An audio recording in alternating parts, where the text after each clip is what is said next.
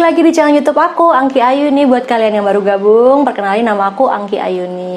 Nah, seperti yang ada di judul, aku bakalan sharing seputar trimester ketiga aku. Dan kenapa aku baru upload sekarang dan baru bikin videonya sekarang, karena aku bener-bener pengen sharing ke kalian setelah melalui trimester ketiga sampai akhir gitu kan. Jadi aku bisa cerita ke kalian pengalaman-pengalaman apa aja, cerita-cerita apa aja yang aku alami selama di trimester ketiga.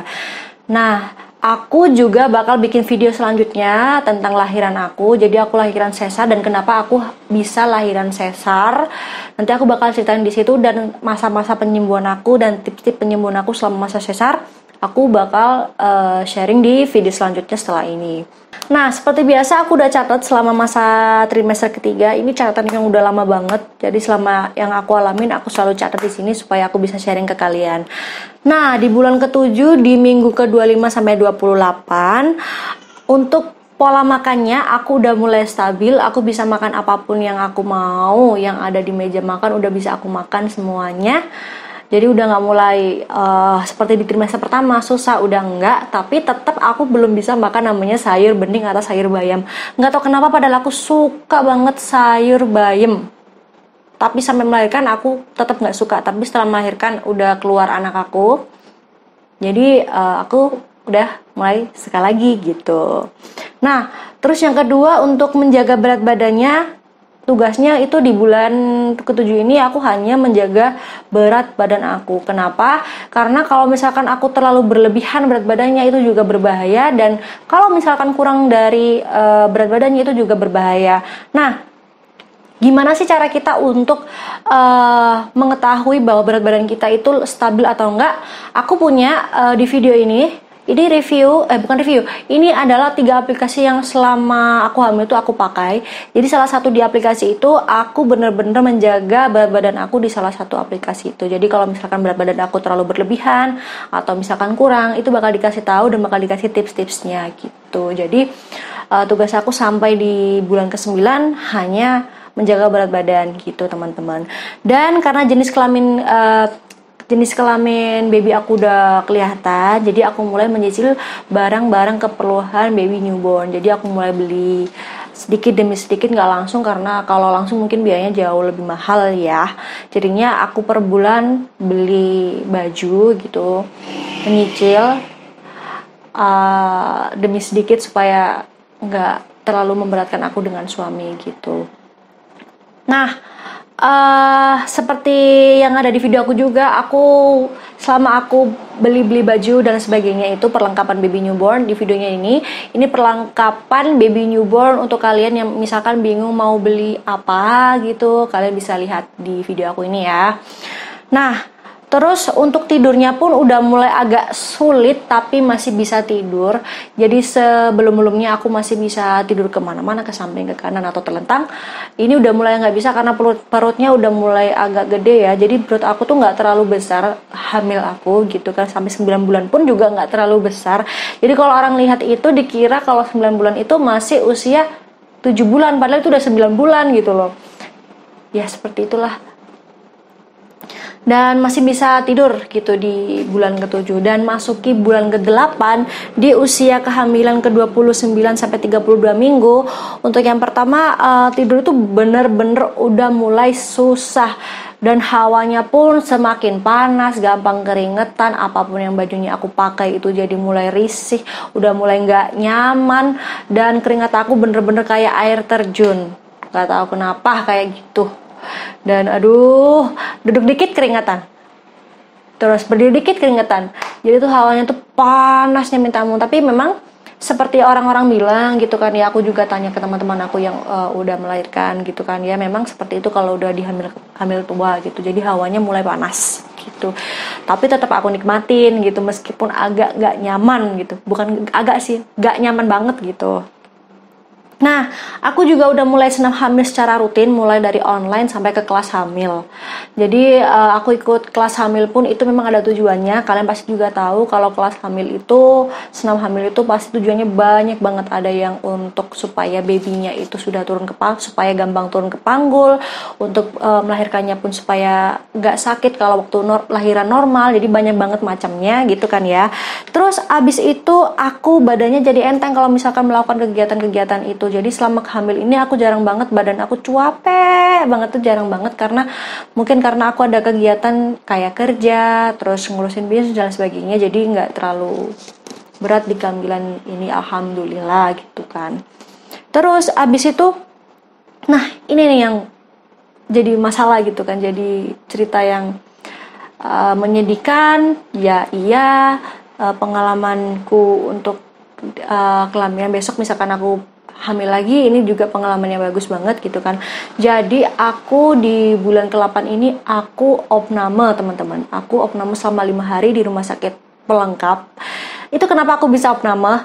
Jadi gini, jadi memasuki bulan ke-7 itu aku tuh udah mulai batuk gitu. Batuknya itu karena aku makan buah mangga, aku terlalu makan banyak buah mangga, jadinya aku batuk gitu loh. Akhirnya kan aku takut minum obat batuk dan sebagainya, aku cuman konsumsi lemon, terus abis itu jeruk nipis, jadi pokoknya obat-obat yang herbal itu, jadi aku takut banget minum obat batuk. Sampai akhirnya aku ngalamin infeksi, dan akhirnya mengakibatkan demam tinggi banget. Nah, pikir aku nih waktu aku demam, itu tuh aku istirahat aja gitu loh. Jadi demam aku tuh kan sore hari, jadi aku istirahat sampai jam 7 gitu tuh ternyata aku demam tinggi banget. Dan aku nggak minum obat, kenapa? Karena aku juga balik lagi, aku takut banget kan ibu hamil itu nggak boleh minum obat sembarangan gitu kan ya. Jadinya aku nggak berani minum obat sembarangan. Jadinya aku minta tolong ART aku untuk bikinkan teh hangat sama dipijitin. Dan dipijitin pun itu nggak pijitin yang kayak orang capek gitu ya, nggak ya, dipijitin pelan-pelan gitu. Dan ternyata demam aku masih tinggi. Akhirnya aku dibawa sama suami aku, dianterin ke bidan terdekat, bidan aku kan di daerah rumah aku itu. Akhirnya bidan aku bilang kalau panasnya seperti ini, tingginya seperti ini, harus dibawa ke rumah sakit karena takut terjadi kenapa-napa. Dan emang selama aku demam itu baby aku tuh sama sekali nggak gerak gitu, dia aja biasanya tuh gerak gitu. Dan aku pribadi aku takut banget terjadi apa-apa sama baby aku. Akhirnya aku ke rumah sakit pelengkap, dan di situ susternya tanya, sudah minum obat? Otomatis aku jawab belum minum obat. Lah kenapa? Susternya tanya, ya aku jawab lagi, ya karena takut, karena nggak tahu harus minum obat apa, karena katanya kalau orang hamil itu nggak boleh minum obat sembarangan. Susternya jawab lagi, kalau panas nggak apa-apa mbak, minum paracetamol. Ya kan aku nggak tahu secara pribadi sama suami. Akhirnya ya udah, kalau misalkan besok lagi pengalamannya kayak gitu, kalau misalkan hamil aku demam, aku minum paracetamol atau Sanmol. Jadi buat kalian, kalau misalkan kalian demam nggak apa-apa minum paracetamol ya, karena ini benar-benar dari rumah sakit, dari dokternya pun udah bilang nggak apa-apa untuk ibu hamil minum paracetamol. Dan untuk batuknya sendiri aku dikasih obat batuk. Jadi jangan kayak aku ya teman-teman, karena takut minum obat, takut terjadi apa-apa sama baby aku nggak mau minum obat, jadi aku pilih herbal aja.